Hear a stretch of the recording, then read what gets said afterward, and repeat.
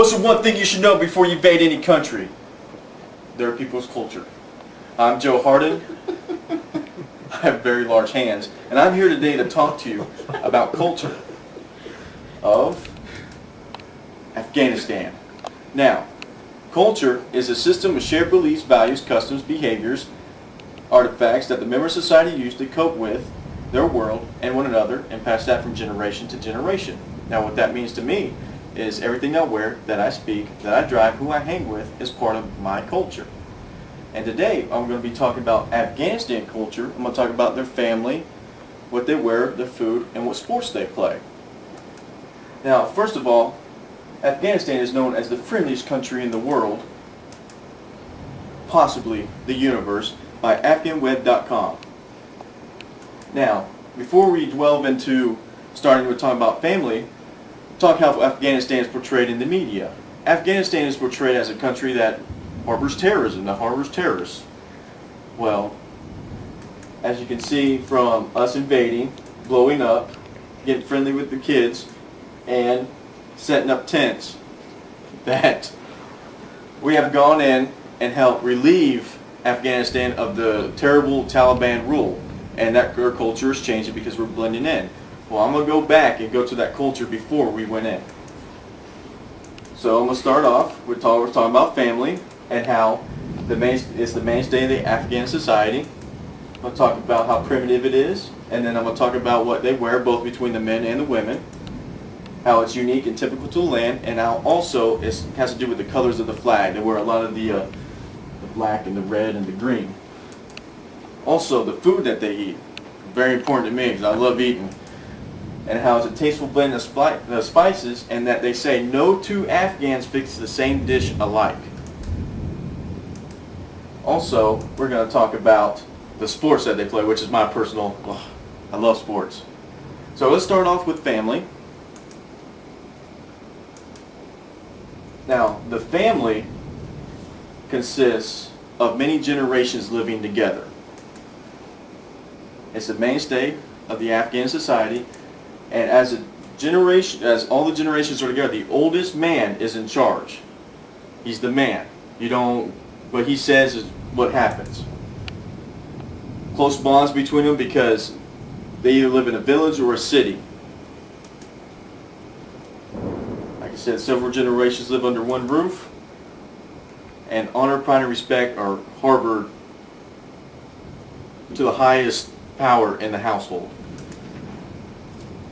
Okay, now each village has three sources of authority, because unlike a city, a village is smaller, consists of nomads and the families living together. In the city, you have the stores, you have the government, everything. But here they kind of have to depend on each other. So there's three sources of authority. You got the Malik, which is the village headsman.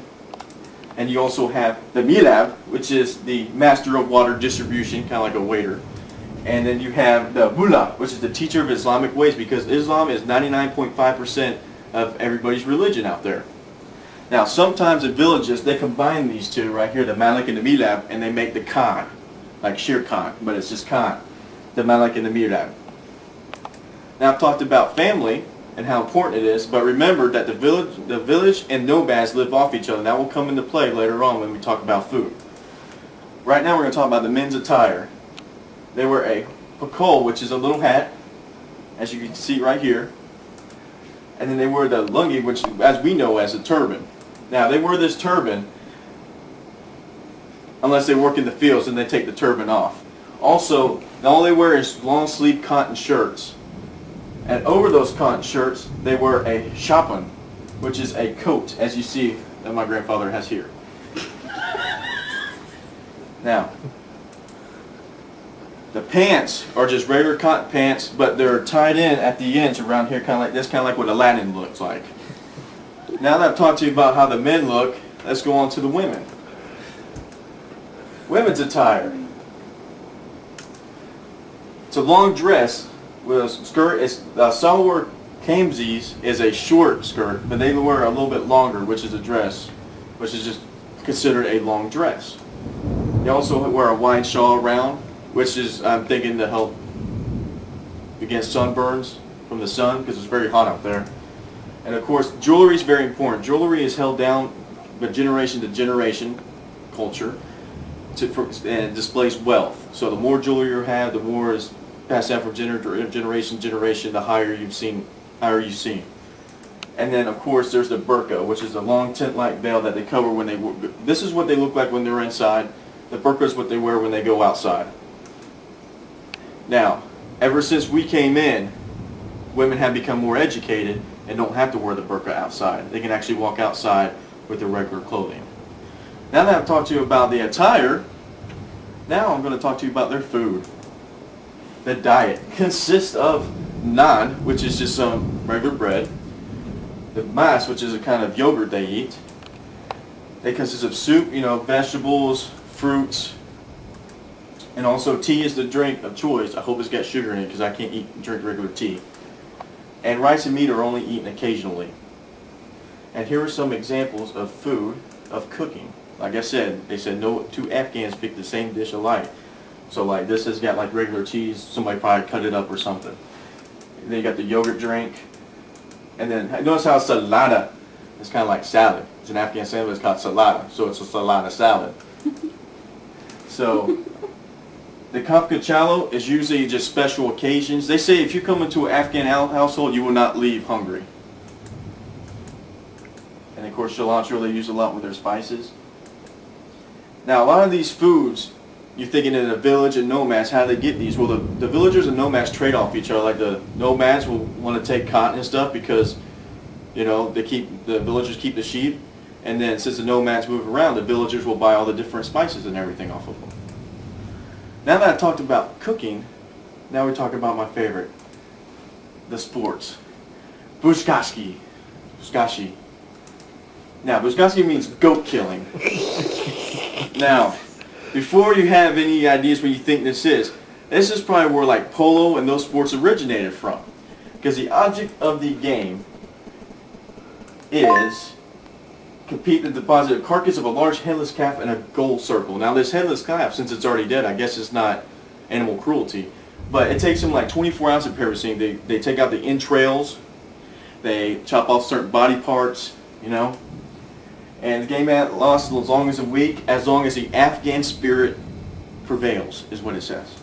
And also, it says the horses enjoy the game as much as the riders do.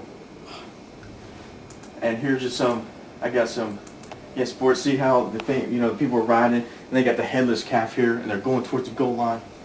And then here's an American. Kind of reminds me of me if I was playing.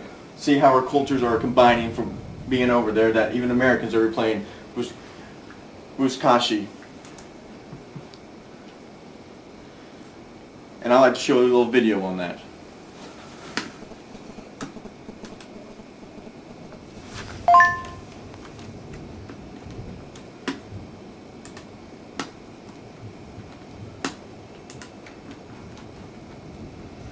This is from Rambo 3.